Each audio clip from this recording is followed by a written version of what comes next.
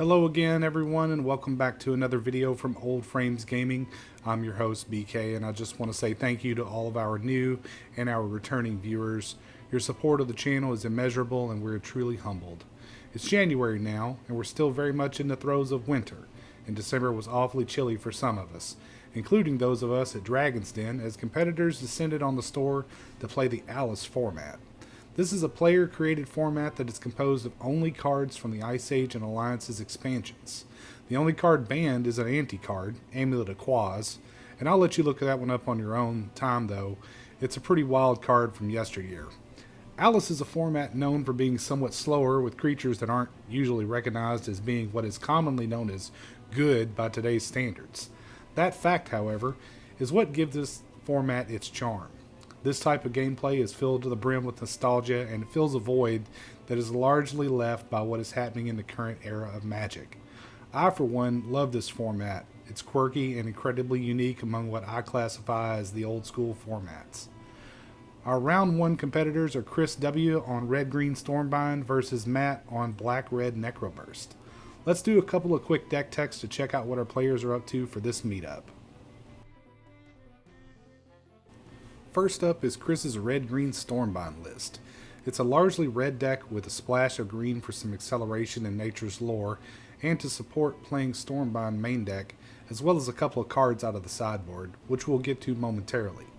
He has a couple of good early creatures in Balduvian Horde and Varchild's War Riders, tons of removal through Incinerate and Pyrokinesis, as well as Lava Burst, which also doubles as a late game finisher.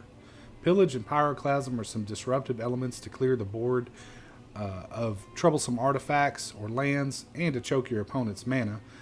And Pyroclasm also helps to control the tokens that are given to your opponents by Varchild's War Riders.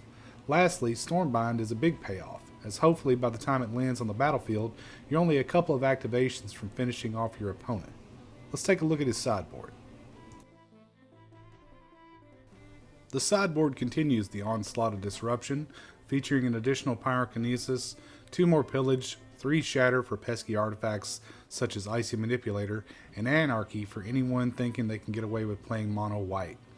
He's brought along some Woolly Spiders for opposing flyers and Burnout for blue mages thinking they can counterspell all night long. Overall, this is an iconic and fun deck with solid choices all around. Oli Roddy would be proud. Next up is Matt's Necroburst list. There's a slight bit of crossover between the likes of Balduvian Horde, Incinerate, Pillage, and Pyroclasm, as well as a lone Lava Burst, but that's about where the similarities end. Matt's bringing a real heater to the table in Necropotence, a card that's been banned in nearly every other format it's ever been in. Being able to reload on cards at the end of every turn is what he's seeking to do, keeping the pressure on to the bitter end with efficient burn, discard effects stapled onto creatures like Abyssal Spectre, and creatures that just don't know how to stay in the graveyard, such as Krovikan Horror and Ashen Ghoul. He's also packing a couple copies of Limdul's Hex, a card that pings each player every turn unless you pay the tax of 3 generic mana or 1 black mana, which Matt can easily do. Having access to Thawing Glaciers will assure him accessibility to as many swamps as he wants, while clearing the way for more improved draw steps. A singleton Zurin Orb as well as 2 Soulburn will also help recoup any life lost from early opposing creatures, with Soulburn doing a fair impression of a finisher when Lava Burst isn't around. Matt's sideboard is also solid. Dystopia is a given for anyone who expects to play against anyone packing green and or white cards. Feast or Famine offers a potential for removal or card draw. Stench of Evil puts even more pressure on the white creatures. Morphine is just good value in this format when you're facing opposing black decks, and to round it all out, Matt has some Pyroblast and Burnout for blue mages, as well as the iconic Gorilla Shaman for artifacts that are troublesome. This should prove to be an interesting matchup, and I'm glad we've been able to feature gameplay from such a niche format here. I encourage everyone out there to try Alice out. It's a lot more fun to play than you might first realize. Let's head on down to the tables and see our competitors at work.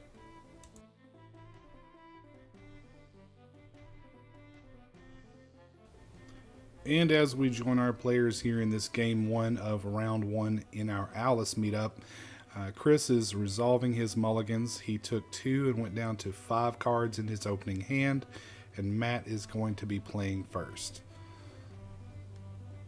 Matt opens up on a mountain and passes. Chris is going to draw a fresh one off of the top. Looks like he has picked up an Orcish Cannoneers. He finds a mountain and passes back to Matt. Matt finds a second mountain and is biding his time and passes back over to Chris, who did not find a second land. So this one opening up a little bit slower than we would normally see. Matt also fails to find an additional land. Both of these players seemingly stuck here.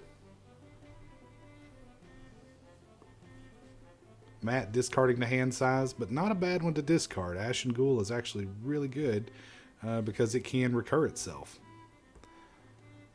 Chris is still yet to find a land. It looks like he may have to discard the hand size as well.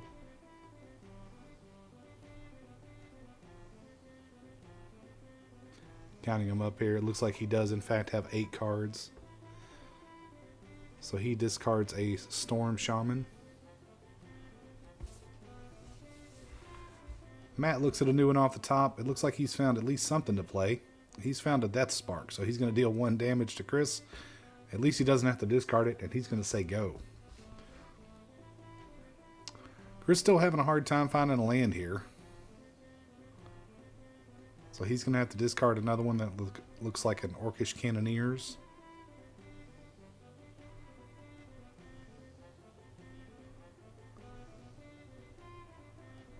Matt pitches a Krovikan Horror. It's another creature that can recur itself. I tell you, if Chris can just find a forest, he can get off to the races with that Nature's Lore in his hand. At the end of the turn, Matt is going to return Death Spark to his hand because it did have a creature card directly above it. This is one of those formats where graveyard order does in fact matter a lot.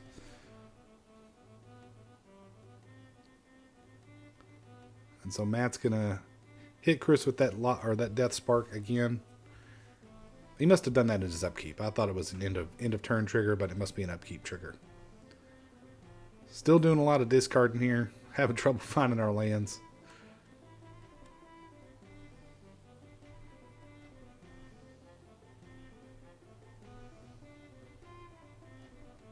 Matt's found another Death Spark. It's going to be death by 1,000 cut, it seems.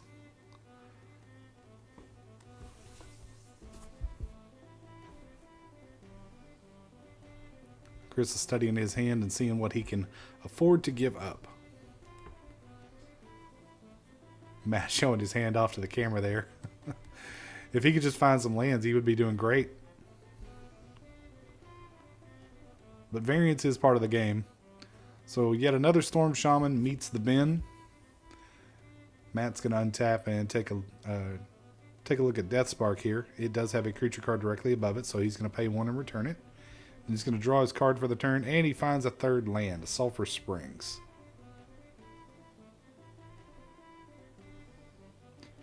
Adding a black mana and taking 1 point of damage. He's found Limdol's Hex.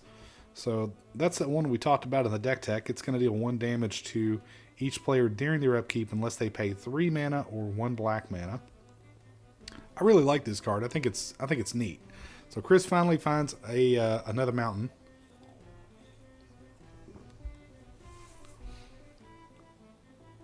Of course, he can't pay that 3, so he did take 1 damage, and he is at 19.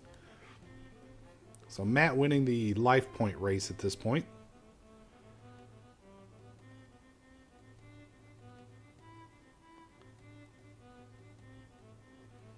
Alright, so here comes Varchild's War Riders.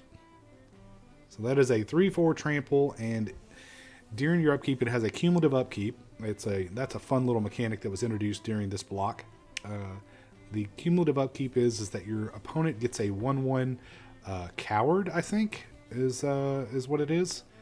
At any rate, your opponent gets 1 token the first turn, the first upkeep that it comes back to you, 2 tokens the second one, and so on and so forth, until you're unwilling to pay it anymore. But he is also playing 4 Pyroclasms in his main deck in order to get rid of those tokens once they get out of control. Alright, so Matt is going to add 3 mana to his mana pool here. He is not going to pay the upkeep or the trigger on Limdul's Hex. He finds a pillage and goes ahead and destroys one of those mountains. So Chris giving Matt his 1/1 creature here and putting the age counter on there. And there's the Pyroclasm that we just talked about that would have been useful probably here in a couple of turns.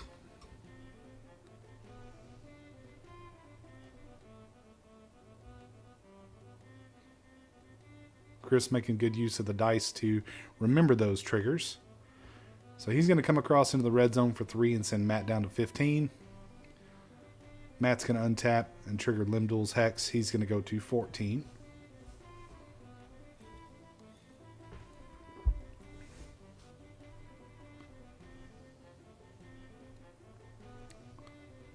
Matt with a handful of cards here, trying to figure out what to do.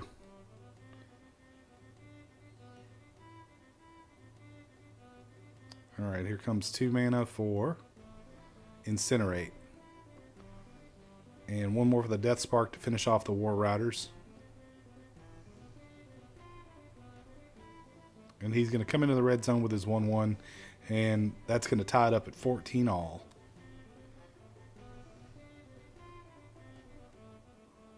Looks like Chris has found a Karplusan Forest. I'd be firing off that Nature's Lore. Looks like that's what he's going to do. So that's going to send him to 13. He's going to go digging for a forest.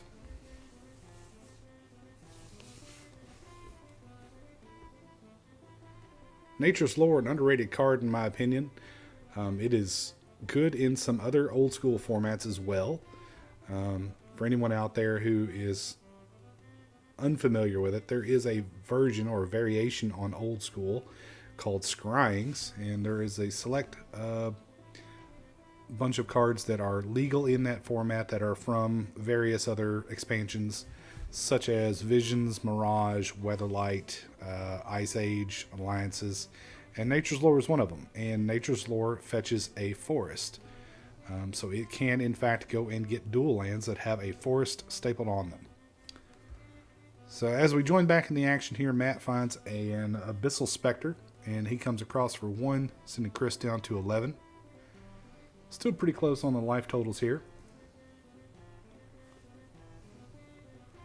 Chris takes a fresh draw. 2 Karplusan Forest to work with here. But he's going to have to get to work on that Spectre, or it's going to start making him discard tons of cards.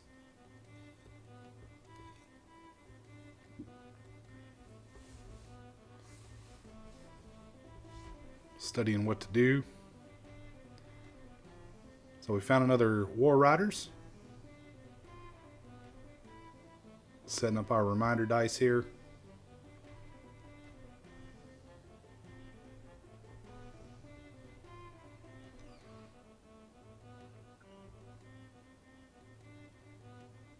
Looks like we're going to take 1 point of damage, so here comes an Incinerate.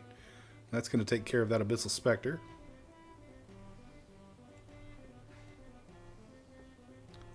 Alright, so comes back to Matt.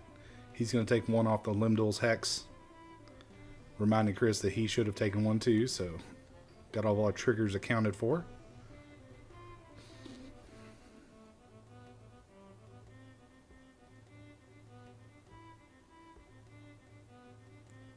Matt's maybe rethinking what he wants to accomplish here.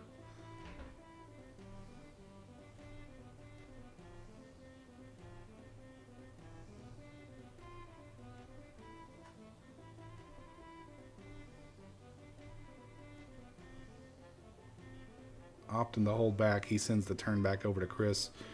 He's found another Nature's Lore, so he's going to go searching for another forest.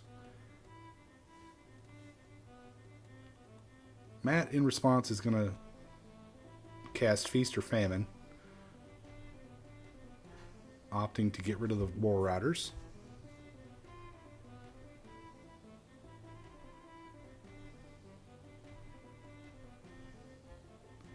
Looks like all of his land is at the bottom of the deck.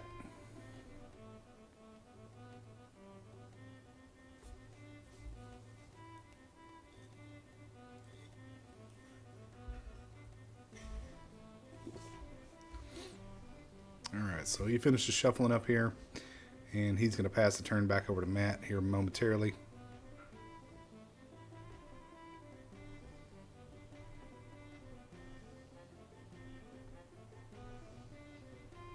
Thinking about firing off that pillage.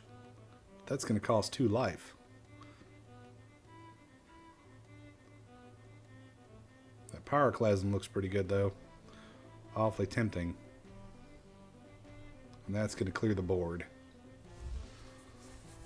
So with our life totals at 8 to 11, Chris is going to pass back to Matt. It looks like we go down to 7 to 10 now, accounting for the hex. Matt finds another mountain. He's in a hurry. Alright, so here comes Ashen Ghoul. It's got haste. It's not worded that way, but it has haste, effectively. Just going to put Chris at 4 life. And it looks like we missed that Limdul's Hex trigger, which is easy to do. So he's actually at 3 life.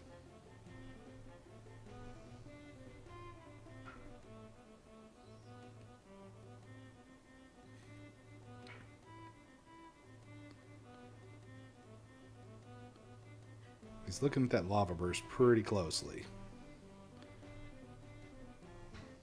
Looks like we want to get rid of that thing.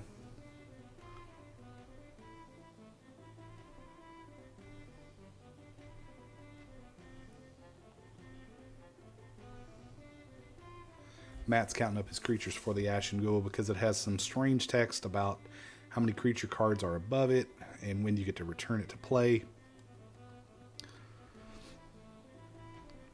Alright, so these players are accounting for the damage off of Limdul's Hex now. Matt is ahead in the life department, 9 to 3.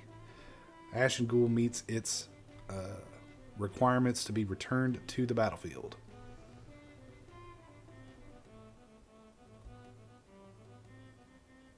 And it comes on into the red zone. But Chris has an answer. Looks like he's found an Incinerate. So that's going to send that back to the graveyard. Matt accidentally revealing a Balduvian Horde there, which he's going to go ahead and play. And it has to discard a random card from hand.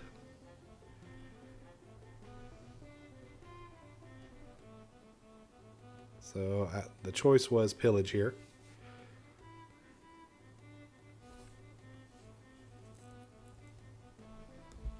Chris missing the trigger on that Limdul's Hex.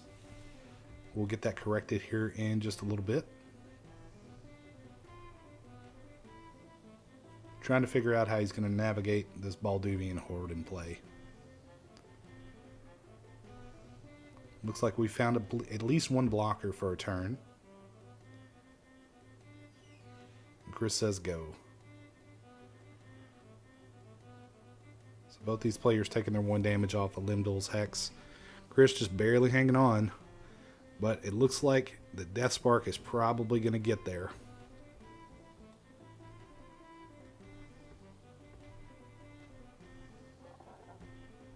And that's going to do it for game 1. Death by Death Spark. So many times that thing getting fired off. We're going to give these players an opportunity to sideboard up, and we'll join them in game 2.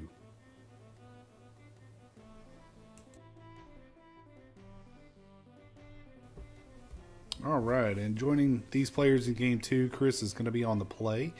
They have shuffled up and randomized their decks. Chris opens up on a forest and passes over to Matt.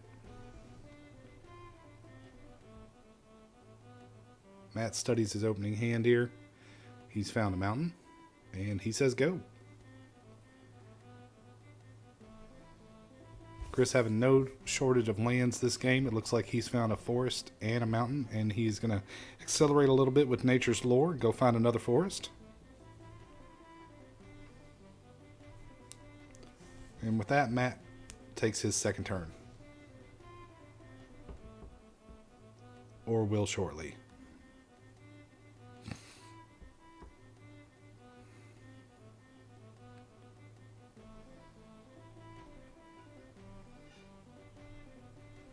Alright, Matt takes a look at a new card off the top of the library. He's found a swamp. And here comes Limdul's Hex. That card did some work in game 1. Let's see how it does in game 2.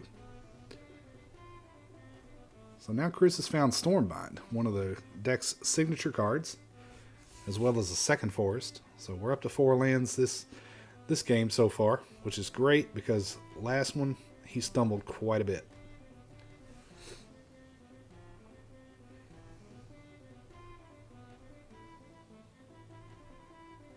And he's giving it a good long think here. We did miss that trigger on the Hex, but perhaps Matt will remind him of that momentarily.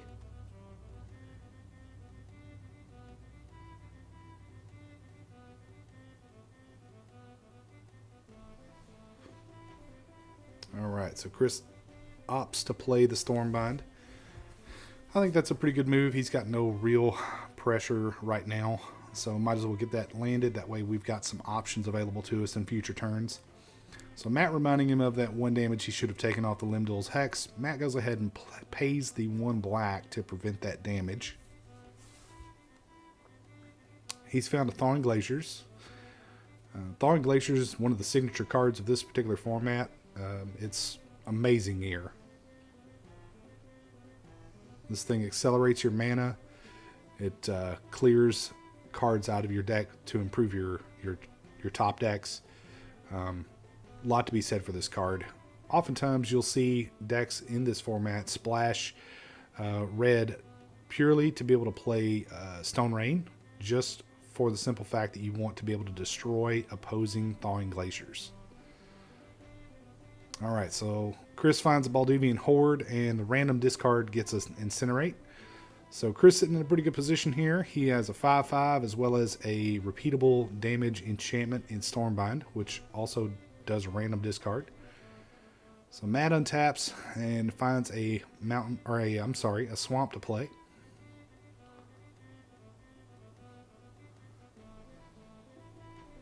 But I think he missed the trigger on the Limdol's Hex as well, so he needs to either account for that in his life total or go back and pay it.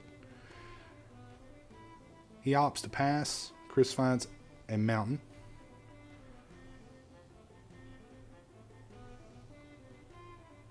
And I can't wait to see if Balduvian Horde gets in the red zone. I haven't seen that card attack in such a long time. I don't even want to say how many years. And here it comes across. So Matt going to go down to 14 life. Chris follows that up with a Varchild's War Riders and sets his reminder die. Matt is going to go ahead and activate Thawing Glaciers to go ahead and search out a basic land. He has found a mountain. Once you get this engine online, it can be pretty devastating, especially if you're playing something like Meteor Shower or Lava Burst, one of these X spells that could just go the distance.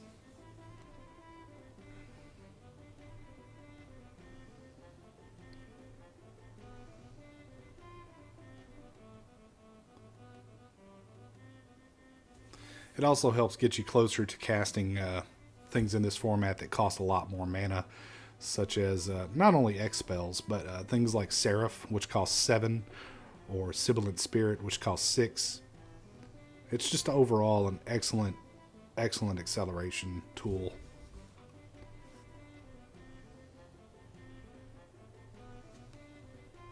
Alright, so Matt takes a new card off the top of the library. Let's see what he's found here. 4 mana. Looks like he's found a Krovikan Horror. Now this lets you sacrifice, I can't remember if it's creatures or if it's itself to deal damage. Probably both. But you can pay so much mana and sacrifice it to deal damage. So this is, and it recurs itself. So this is a repeatable form of damage.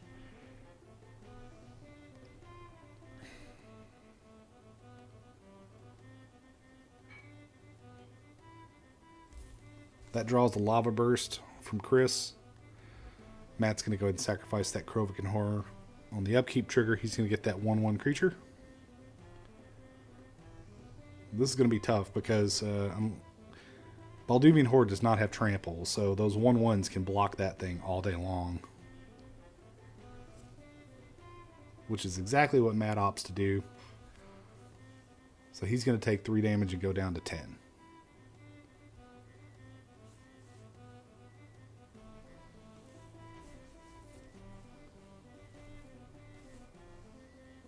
Alright, so Chris is going to pass back to Matt.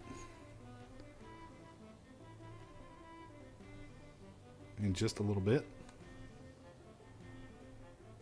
Doesn't look like he's going to play anything else. Matt's going to untap here.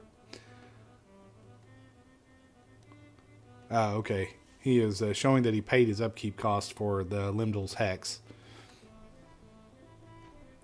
Matt's accounting for his damage and going to 9, so he is not going to pay it.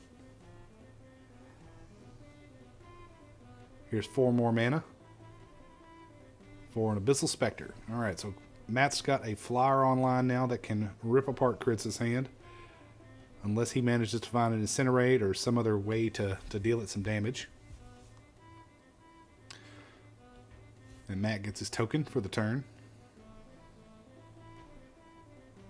Looks like Chris has found a Karplusan Forest. So with a glut of land here, he can likely discard that to the Stormbind and possibly clear the way for his team.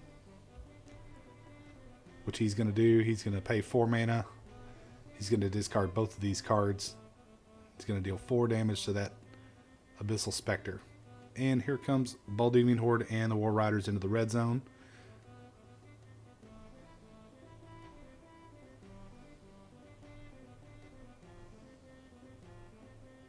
I'm not so sure that that would have killed Balduvian Horde, though. I think there might have been a mistake on the math. Nonetheless, Varchild's War Riders gets through for 3 damage, sending Matt down to 6.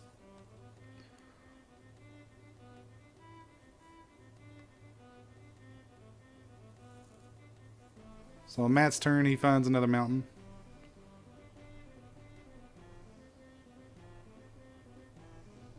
Looks like he's going to tap 4 mana. And here comes another Krovikan Horror.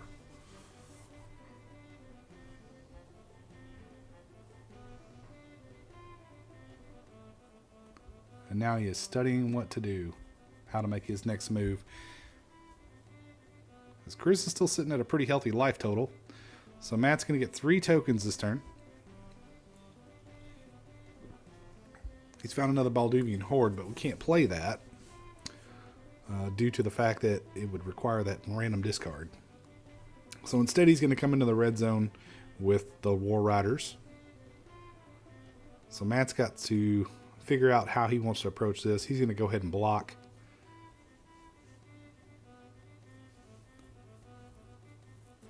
Now, is he going to go, does he possess an Incinerate or something else to finish this thing off? Or is he going to sack some tokens? So that's going to deal 1 more damage.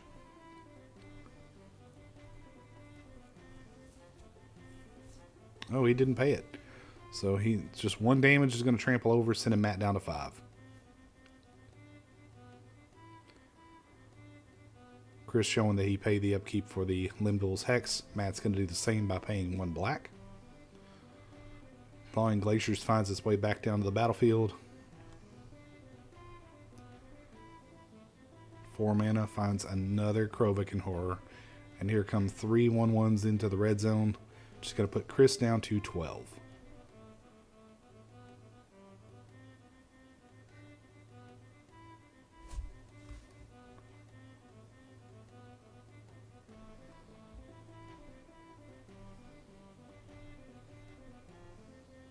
Appears to be a little bit of discussion going on amongst the players.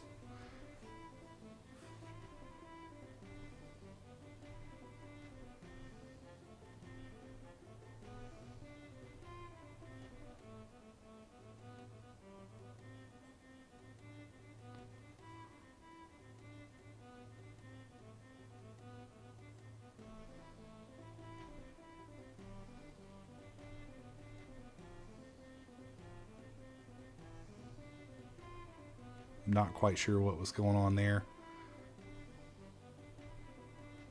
So eventually Matt passes the turn. He's going to get 4 more 1/1s.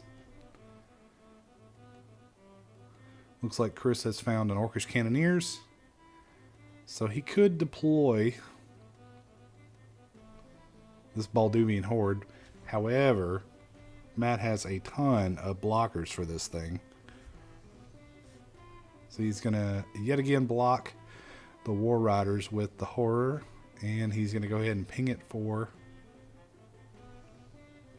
looks like 1 more damage. And here comes Incinerate.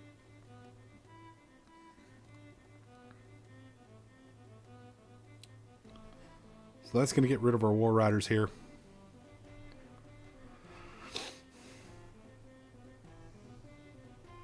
Now Chris figuring his next move.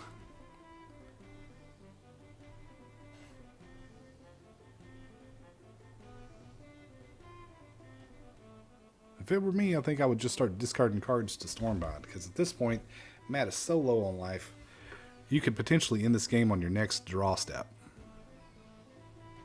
Now you can end it on the spot because he's at 4. So let's see if Chris throws those 2 cards into the graveyard to that Stormbind.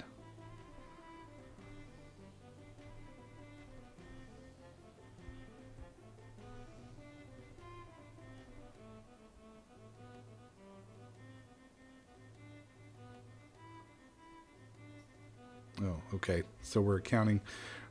We're doing some figuring on our life totals here. He in fact is not at 5.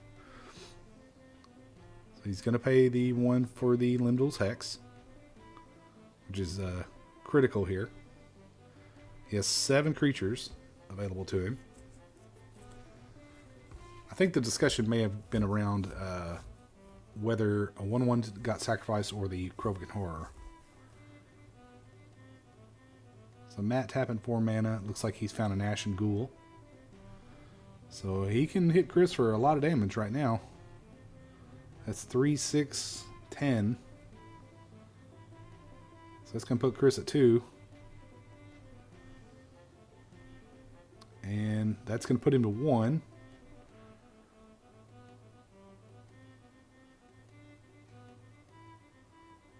So Chris is going to go ahead and activate Stormbind on the end of the turn. He's going to send Matt to 3. He's going to draw. And we're going to go ahead and Stormbind the last 4 points of damage to get there. All right. So Chris manages to pull out game 2 through the power of Stormbind. We're going to give these players a couple minutes to shuffle up and sideboard for game 3, and we will join them shortly.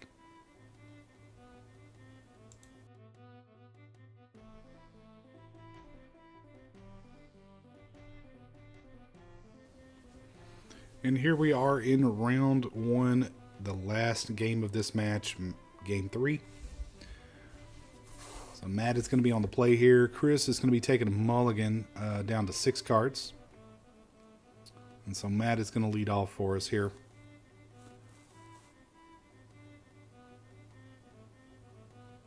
He's going to start us off on Sulphurous Springs.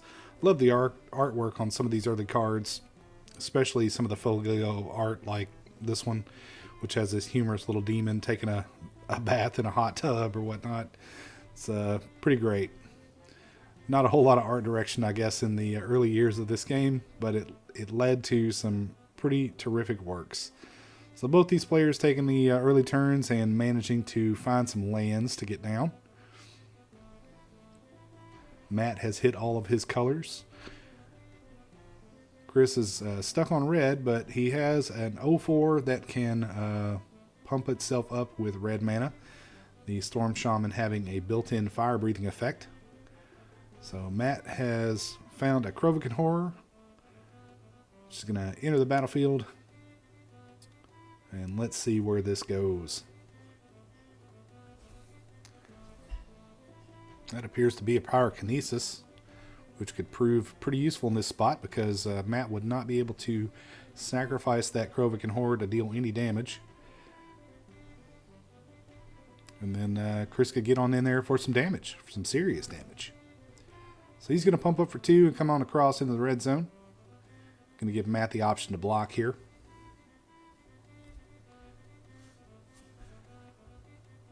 Looks like he's just going to take the damage and go to 18.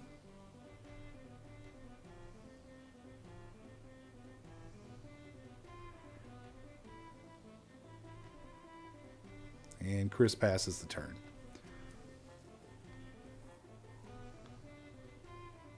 So Matt manages to find another Sulphurous Springs. He's going to come across with the Krovikan Horror. Chris is going to take 2 damage and go to 18. our players' life totals all tied up here. At the end of the turn, Chris is going to go ahead and incinerate Matt straight to the dome for 3 damage, sending him to 15.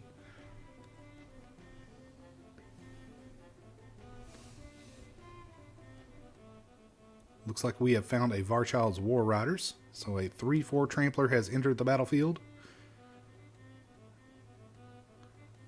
Chris considering his next moves here. And setting up his reminder die for the cumulative upkeep on the War Riders. Looks like he's got a handful of burn there. I see at least one more incinerate. So we're going to pump up that Storm Shaman for 2 and come on across.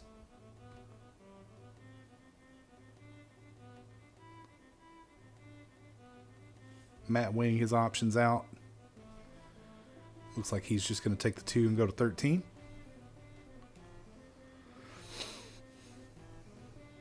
With a fresh one off the top, Matt's going to consider his possible plays. He finds a swamp for the turn.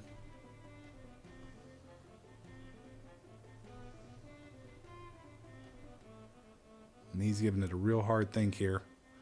So we can see a Pyrokinesis and a Lava Burst in Chris's hand to go along with that Incinerate that we already know about. I believe there's a 4th unknown card.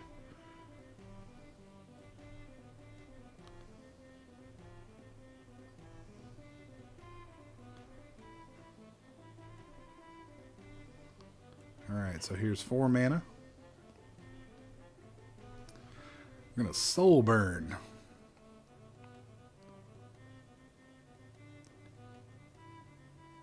And Incinerate. Alright, so War Riders is taken care of. Matt's going to come on across for 2, sending Chris down to 16. Leaving no mana open to be able to sacrifice this thing that could prove problematic.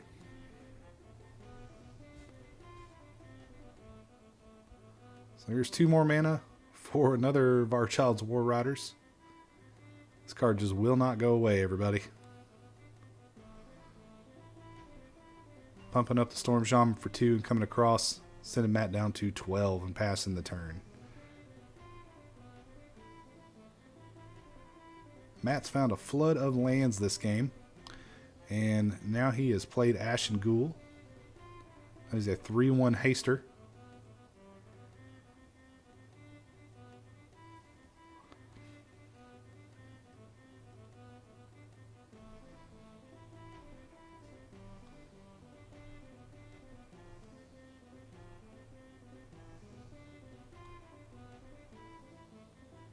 Matt looking like he's just going to sit back on this combat for now. So Chris is going to untap. He's got just a plethora of burn spells here.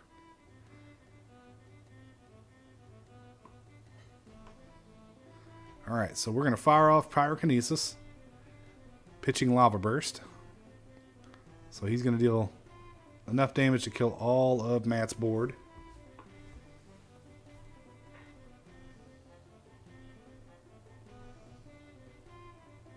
Matt's going to go ahead and respond by sacrificing Krovikan Horror as well as Ashen Ghoul to deal a couple damage in response. Here comes a Death Spark to deal 1 more, sending Chris to 14.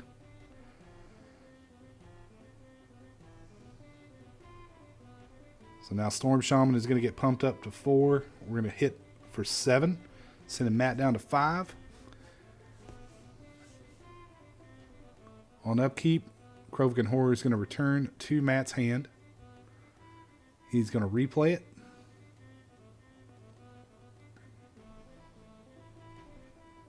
And pass the turn. On upkeep, he's going to get 2 tokens off of that War Riders.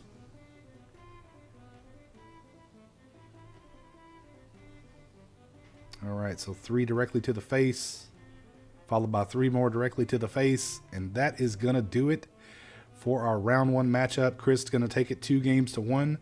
Thank you for joining in. Stay tuned for round 2.